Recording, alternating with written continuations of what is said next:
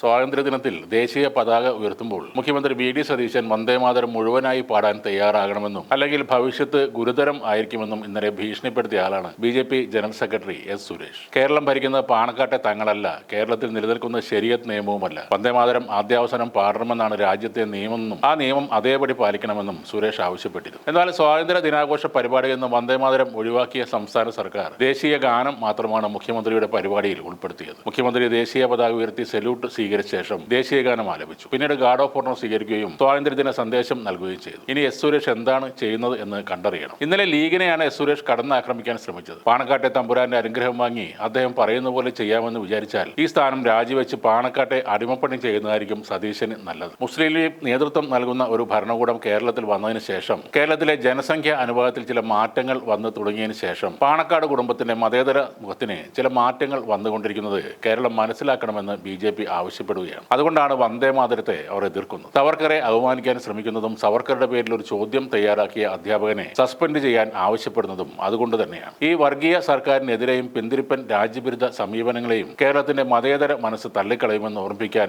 ആഗ്രഹിക്കുകയാണ് എന്നും എസ്. സുരേഷ് ഇന്നലെ പറഞ്ഞിരുന്നു. ഇങ്ങനെയൊക്കെ പറയാൻ, ഇത്ര വികാരം കൊള്ളാൻ ഈ സുരേഷ് ആരാണെന്ന് ചോദിച്ചാൽ ഒട്ടേറെ വിവാദങ്ങളിൽ ഉൾപ്പെട്ട ഒരാളാണ് ഈ എസ്. സുരേഷ്. അദ്ദേഹം ശ്രദ്ധ നേടുന്നതും അങ്ങനെ തന്നെയാണ്. കഴിഞ്ഞ വർഷം ആഗസ്റ്റിലാണ് എസ്. സുരേഷിനെതിരെ അതിരൂക്ഷ വിമർശനവുമായി യുവമോർച്ച മുൻ വൈസ് പ്രസിഡന്റ് വിഷ്ണു കൈപ്പള്ളി രംഗത്ത് വന്നത്. 2014, 2019, 2024 എന്നീ കാലങ്ങളിൽ ശശി തരൂരിന് വേണ്ടി ബി.ജെ.പിയെ സുരേഷ് ഒറ്റിയെന്നാണ് ആരോപണം. രാജീവ് ചന്ദ്രശേഖരനെയും എസ്. സുരേഷിനെയും വിമർശിച്ചതിന് വിഷ്ണുവിനെ പാർട്ടിയുടെ പ്രാഥമിക അംഗത്വത്തിൽ നിന്ന് സസ്പെൻഡ് ചെയ്തിരുന്നു. അതിന് പിന്നാലെയാണ് രൂക്ഷ വിമർശനവുമായി വിഷ്ണു രംഗത്ത് വന്നത്. എല്ലാ കാലത്തും ചുമതലയിൽ തൂങ്ങിപ്പിടിച്ച് നിൽക്കാൻ വേണ്ടി മാറി മാറി വരുന്ന സംസ്ഥാന അധ്യക്ഷന്മാരോട് ചേർന്ന് നിൽക്കുകയും അതിനിടയിൽ കൂടി കോർ കമ്മിറ്റി രഹസ്യങ്ങൾ മാധ്യമങ്ങൾക്ക് ചോർത്തുകയും കൂടെയുള്ള സഹപ്രവർത്തകർക്ക് നേരെ കൃത്രിമ ആരോപണങ്ങൾ സൃഷ്ടിച്ച് അവരുടെ പ്രതിച്ഛായ ഇല്ലാതാക്കാൻ ശ്രമിക്കുന്ന ഒരു പഠിച്ച കള്ളനാണ് സുരേഷ് എന്നാണ് വിഷ്ണു പറഞ്ഞത്. വിജയ സാധ്യത ഉണ്ടായിരുന്ന തെരഞ്ഞെടുപ്പുകളിലെല്ലാം ഇയാൾ തന്നെ കൂടെ നിന്നാണ് ഒ. രാജഗോപാലിനെയും കുമ്മനം രാജശേഖരനെയും തോൽപ്പിച്ചതെന്ന് പ്രവർത്തകർക്ക് അറിയാമെന്നും അതിന്റെ പ്രതിഫലമായി ശശി തരൂരിന്റെ റെക്കമെൻഡേഷനിൽ മകൾക്ക് കേന്ദ്രീയ വിദ്യാലയത്തിൽ അഡ്മിഷൻ വാങ്ങിയതും തെളിവ് സഹിതം പുറത്തുണ്ടെന്നും വിഷ്ണു പറഞ്ഞിരുന്നു. അതേപോലെ RSS പ്രവർത്തകൻ ആനന്ദ് കെ. തമ്പി ജീവനൊടുക്കിയ സംഭവത്തിലും എസ്. സുരേഷിനെതിരെ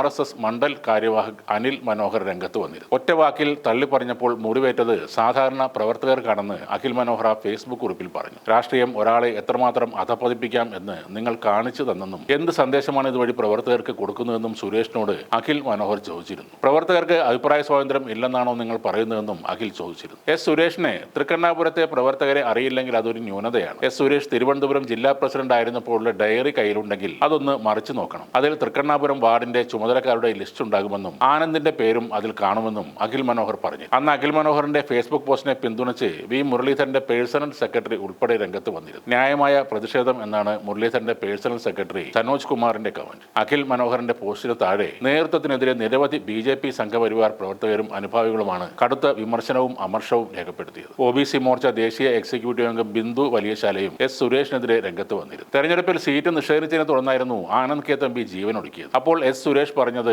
ആനന്ദ് ബി.ജെ.പിയുടെ പ്രവർത്തകൻ അല്ലെന്നായിരുന്നു. തിരുവനന്തപുരം പെരിങ്ങമല സഹകരണ ബാങ്ക് ക്രമക്കേടിലും എസ്. സുരേഷിന്റെ പേരുണ്ടായിരുന്നു. ബാങ്ക് ഭരണസമിതി അംഗമായിരുന്ന സുരേഷ് 43 ലക്ഷം രൂപ അടക്കണമെന്ന് സഹകരണ വകുപ്പ് ഉത്തരവിടുകയും ചെയ്തു. സഹകരണ സംഘത്തിലെ ഭരണസമിതി അംഗമായിരുന്ന സുരേഷ് ഉൾപ്പെടെയുള്ള അംഗങ്ങൾ വായ്പ എടുത്ത ഇനത്തിൽ 4.15 കോടി രൂപ തിരിച്ചടക്കണമെന്നും ആ ഉത്തരവിൽ പറഞ്ഞിരുന്നു. എന്നാൽ 2016 ജൂലൈ 26 ഭരണസമിതിയിൽ നിന്ന് രാജിവെച്ചിരുന്നുവെന്നും വായ്പയോ ചിട്ടിയോ താൻ എടുത്തിട്ടില്ലെന്നും വായ്പയ്ക്ക് വേണ്ടിയുള്ള ശുപാർശ പോലും ചെയ്തിട്ടില്ല എന്നുമാണ് സുരേഷ് അന്ന് പറഞ്ഞത്.